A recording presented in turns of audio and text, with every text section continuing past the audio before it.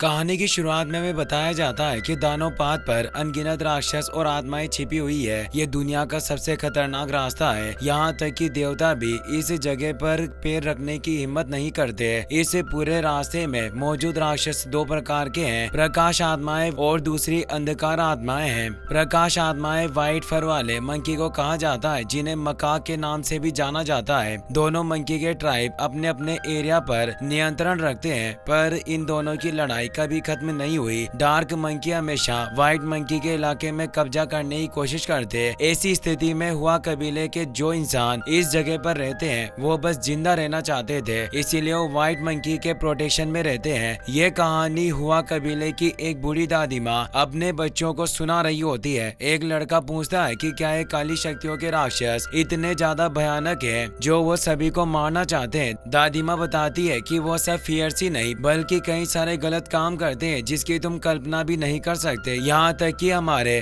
हुआ ट्राइब के द्वारा पूजे जाने वाले गॉड मकाक मंकी भी इस समय गंभीर खतरे में है। इससे वो बच्चा काफी डर गया और ईश्वर से प्रार्थना करने लगा कि आप हमें बचाने के लिए किसी शक्तिशाली देवता को भेज दो ताकि वो हमें बचाए। दादी माँ कहती है कि जब मैं बच्ची थी तब हम एक बार एक फियर्स मकाक स्पिरिट की पूजा किया करती। वो मंकी किंग था जिससे हमारे हित के लिए लड़ाई लड़ी, पर अंत में वो भी नहीं बचा। उस समय एक स्वर्गीय प्राणी ने मुझसे कहा कि मृत्यु सभी चीजों का अंत नहीं होती, मंकी किंग का पुनर्जन्म नए रूप में जरूर होगा, इसीलिए आज तक मैं उसी पल का इंतजार कर रही हूँ। तभी दादी माँ को एहसास होता है कि दुश्मन कबीले के लोग उनके इलाके में घुस आए हैं। जो किन कबीले के लोग थे जिन्होंने काले राक्षसों के साथ अलायंस बनाया हुआ था, वो जहर से लेपित तीरों से हुआ कबीले के वॉरियर को बेहोश करने लग जाते हैं। सभी इससे परेशान हुए पर वो कुछ नहीं कर पाए और देखते ही देखते किन कबीले के लोगों ने कई सारे लोगों को बेहोश कर दिया। हुआफा नाम की लड़की ने जवाबी हमला करने के लिए हथियार उठा लिए, पर किन ट्राइब के लोगों ने उन्हें घेर लिया। किन कबीले का लीडर हुआफा को लात मारकर दूर फेंक देता है और बोला कि तुम सभी लोग दयनीय रूप से काफी कमजोर हो। उसका नाम किन बाओ था, तुम कमजोर लोग जीने के लायक नहीं हो, और वो उसे जोर से मारता है। दादी माँ जिसका नाम गोजी था वो बच्चों को लेकर वहाँ से निकलने लगी, पर किन कबीले के लोगों ने उसे घेर लिया। गाँव के सभी बचे हुए लोगों, महिलाओं और बच्चों को बंदी बना लिया गया। किनबाओ खुश था और बोलता है कि आज की उपलब्धि कोई बुरी नहीं है, हमने कई सारी औरतों और बच्चों को पकड़ा। एक लड़की भगवान से प्रार्थना करने लगी, ईश्वर हमें बचा लो। किनबाओ बोलता है कि तुम उन व्हाइट फर वाले बंदरों से दुआ कर रहे हो, पर वो खुद मुश्किल से जिंदा बचे हैं और येलो आईब्रो बुद्धा डीमन पहले से ही उन पर नजर गड़ाए बैठे हैं। जल्द ही उनका फ्लाइंग एप माउंटेन हमारे डार्क अलायंस के कब्जे में कर लिया जाएगा। सभी से डर जाते हैं। वो अपने आदमियों से भी बोलता है कि इन सभी लोगों को बांध लो और हमारे साथ ले चलने की तैयारी करो। तभी एक लड़की आसमान में गिरते हुए मीटेओराइट को नोटिस करती है जो इसी एरिया में गिर रहे थे। सभी उन्हें देखकर हैरान हुए। दादी गोजी समझ जाती है कि यह उल्का वर्षा है जो बिल्कुल पहले की तरह है। क्या ऐसा हो सकता है कि उस स्टोन मंकी का फिर से पुनर्जन्म हो रहा है? एक मीटेओराइट वही गाँव के पास में जाकर गिरता है, इससे वहाँ तेज हवाएं चलने लगती है। गोजी सोचती है कि अगर ये वही मंकी किंग हुआ तो मैं उस स्टोन मंकी से मदद ले सकती हूँ और हमारे लोगों को बचाया जा सकेगा। वो दबे पैर वहाँ से निकल जाती है। फिर हमें डार्क एरिया का सीन दिखाया जाता है जहाँ डीमन लॉर्ड भी ये नजारा देख रहा होता है और कहता है कि बिल्कुल पहले की तरह ही दृश्य है। उस जगह पर कई सारे मेंढक मौजूद थे जो मांस को खाया करते थे।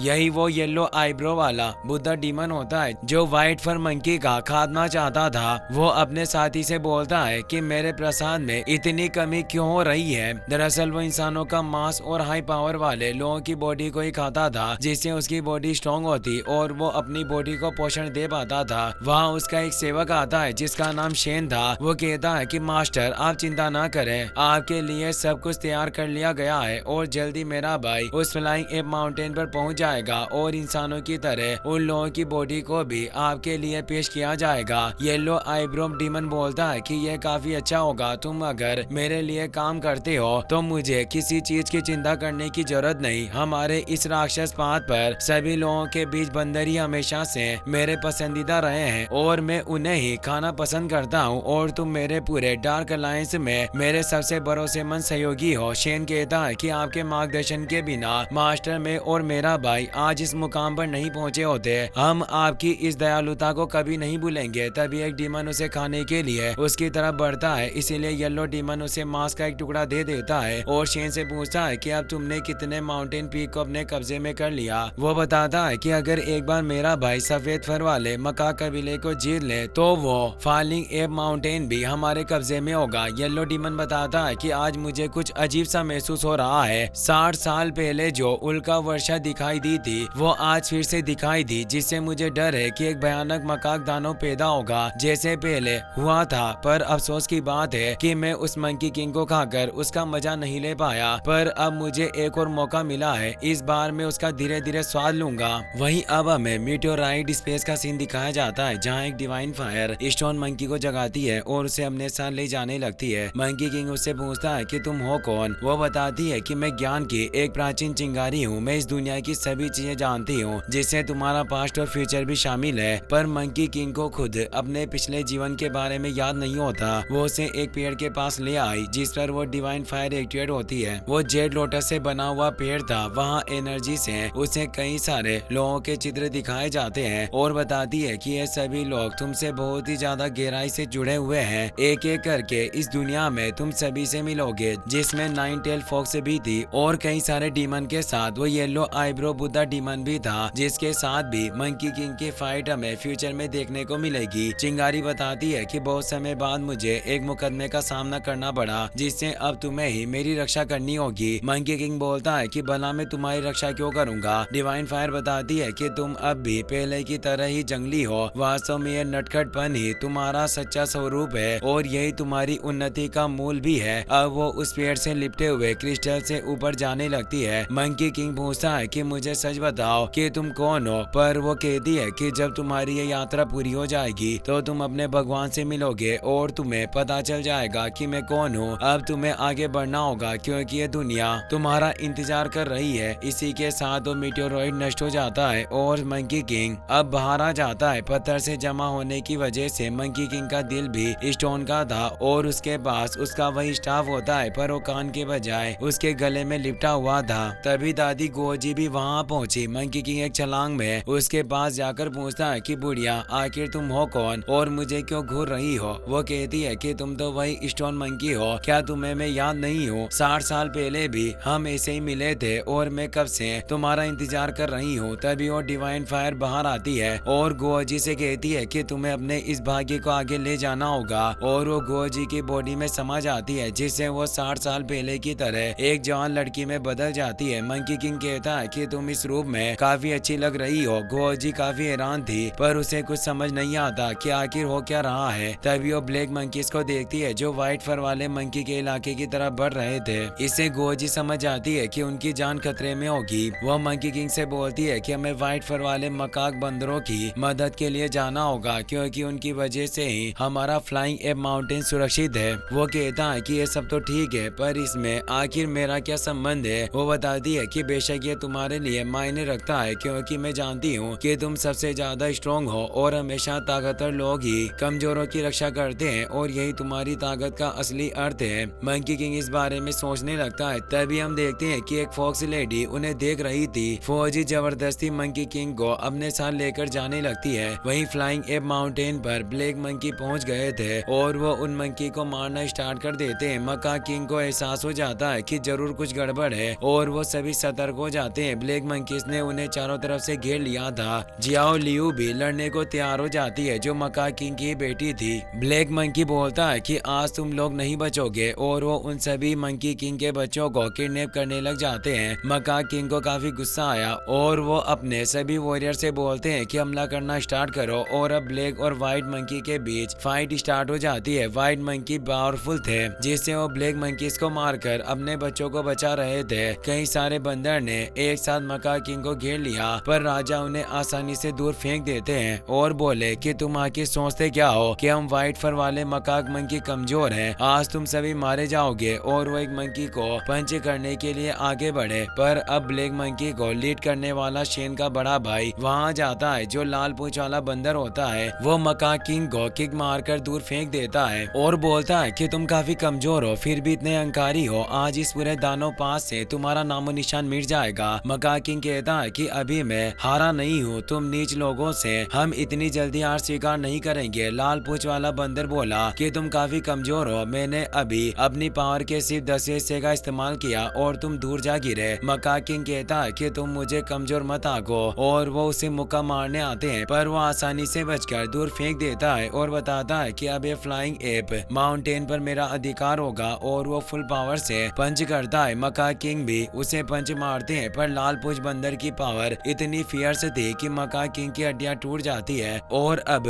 लाल पूंछ बंदर लगातार कई सारे अटैक के साथ मकाक किंग को घायल कर देता है। उसके पास रेड डिस्क थी जिससे वो इतना पावरफुल था। अब वो मकाक किंग को खत्म करने के लिए उस पर अपने आर्मर चेंज से अटैक करता है। मकाक किंग लकड़ी फेंक कर रोकने की कोशिश करते हैं, पर रोक नहीं पाते, और वो अपनी गला घोटने वाली भुजाओं में से उन्हें लपेटकर सभी हड्डियां तोड़ देता है। ये देखकर सभी मंकी और उनकी बेटी जियाओ लियो काफी दुखी होती है। वो उनके पास आती है। लाल पूंछ बंदर बोलता है कि तुम्हारे पास काफी कम स्किल है, फिर भी तुम खुद को इन सभी का किंग कहते हो। जियाओ लियो को काफी गुस्सा आ रहा था। वो अपनी पूरी पावर के साथ उनसे लड़ने का डिसाइड करती है और उस पर अटैक करने पड़ी, पर वो एक चपेट में ही उसे दूर फेंक देता है। मकाक किंग बोलते हैं कि जियाओ लियो, इस दिन से तुम्हें मकाक वंश को प्रोटेक्ट करना होगा, पर तभी लाल पूंछ बंदर लात मारकर उसे पूरी तरीके से मार देता है। जियाओ लियो इसे गुस्से से भर गई। उसने खंजर निकाले और अपनी एयरलेस फ्लाइंग ड्रैगन स्किल का इस्तेमाल करती है, जिससे कई सारे खंजर एक साथ लाल पूंछ बंदर की तरफ बढ़े। वो खुद के बचाव के लिए तैयार था, पर वो खंजर गायब हो गए, जिससे उसे कुछ समझ नहीं आता। जियाओ लियो मौका देकर दूसरी तरफ से उस पर अटैक करने लगी और उसकी बॉडी में कई सारे खंजर घोंप देती है। इससे उसे लगने लगा कि वो उसे खत्म कर देगी, पर लाल पूंछ बंदर हंस रहा था और बोला कि तुम पर्याप्त शक्तिशाली नहीं हो। वो अपने ओरा से ही उन सभी खंजर को दूर निकाल लेता है। जियाओ लियो के पास आकर उसे पंच मारकर बुरी तरीके से पीटने लग जाता है, जिससे उसकी हालत भी काफी खराब हो जाती है और अपने पिता से कहती है कि मुझे माफ करना, मैं आपकी उम्मीदों पर खरा नहीं उतर पाई। इसी के साथ वो गिर जाती है और अब वो लाल पूंछ बंदर उसे मारने के लिए किक करने लगा, लेकिन तभी मंकी किंग सामने आ जाता है, जो उसके अटैक को रोक लेता है और जियाओ लियो से कहती है कि विक मकाक तुम्हारी वो एंडलेस डेगर ट्रिक वाकई कमाल की थी, तुमने इसे उससे भ्रम में डाल दिया, क्या तुम मुझे वो सिखाओगी कि उसे कैसे इस्तेमाल किया जाता है। लाल पूंछ बंदर बोलता है कि तुम्हें क्या लग रहा है कि तुम इसे बचा पाओगे, और वो फुल पावर के साथ उस पर दबाव डालने लगता है, पर मंकी किंग भी अपने फियर्स ओरा के साथ उसे दूर कर देता है। लाल पूंछ बंदर पूछता है कि आखिर तुम हो कौन। मंकी किंग कहता है कि मैं शक्तिशाली स्टोन मंकी किंग हूँ, और यहाँ मौजूद सभी लोग ध्यान से सुने, इस वक्त से मैं यहाँ मौजूद हर एक मकाक बंदर का रखवाला हूँ, और अब हर कोई मेरी प्रोटेक्शन में रहेगा। गोजी भी वहाँ आ गई थी और उसे एहसास होता है कि इसमें भी पुराने मंकी किंग की तरह ही निडर प्रेरणा है। सभी मकाक किंग हैरान हुए कि वो उन्हें प्रोटेक्ट करना चाहता है। फॉक्स गर्ल भी ये देख रही थी। वो कहती है कि वाकई बहुत ही मनोरंजक बंदर है। लाल पूंछ बंदर जोर जोर से हंसने लगा और कहता है कि तुम्हें तो इस इलाके के रूल भी नहीं पता, तुम सफेद फर वाले मकाक कबीले से नहीं हो, तो आखिर इनके किंग कैसे बन सकते हो। इन लोगों ने अभी तक तुम्हें लीडर के रूप में नहीं चुना है, इसीलिए तुम्हारा हमारी फाइट में इंटरफेयर करने का कोई अधिकार नहीं। लिटिल मंकी, तुम्हें चुपचाप मेरे रास्ते से हट जाना चाहिए। मंकी किंग जियाओ लियो से पूछता है कि क्या ये बात सही है कि सबको पहले मुझे लीडर के रूप में चुनना होगा। वो कहती है कि हाँ ये सच है, सभी मकाक कबीले के बंदर सहमत होने चाहिए, तभी तुम किंग बन पाओगे। वो सोचता है कि हर काम आसान नहीं होता। दो ब्लैक मंकी बोलते हैं कि आखिर इस जंगली बंदर को यहाँ किसने भेजा, इसे जल्दी से इस जगह से निकल जाना चाहिए। मंकी किंग एक छोटे से पत्थर को उठाता है और उसे अपनी फुल पावर के साथ आगे की तरफ फेंकता है। वो पत्थर इतनी तीव्रता के साथ सामने के माउंटेन से जा टकराया और एक विस्फोट के साथ पूरा पहाड़ी नष्ट हो जाता है। इससे उन दो ब्लैक मंकी के कपड़े भी फट चुके थे और वो शर्म की वजह से वहाँ से भाग जाते हैं। सभी मंकी किंग की पावर देखकर दंग रह गए। मंकी किंग कहता है कि क्या अब मैं तुम्हारा लीडर बनने के योग्य हूँ। सभी मकाक मंकी अब उसे अपना किंग मानने को तैयार हो जाते हैं। इससे मंकी किंग खुश होता है और बोलता है कि अब तुम निश्चित रहो, इस फ्लाइंग एप माउंटेन को आज कोई नुकसान नहीं पहुंचा सकता। लगता लाल पूंछ बंदर को काफी गुस्सा आ रहा था और अब वो मंकी किंग से फाइट करने आ जाता है। उन दोनों के बीच फाइट स्टार्ट हुई। इसी के साथ ये एपिसोड यहीं पर खत्म हो जाता है। वीडियो पसंद आया हो तो इस वीडियो का 10K लाइक जल्दी पूरा कर देना ताकि मैं इसका नेक्स्ट पार्ट जल्दी ला सकूं। Thanks for watching.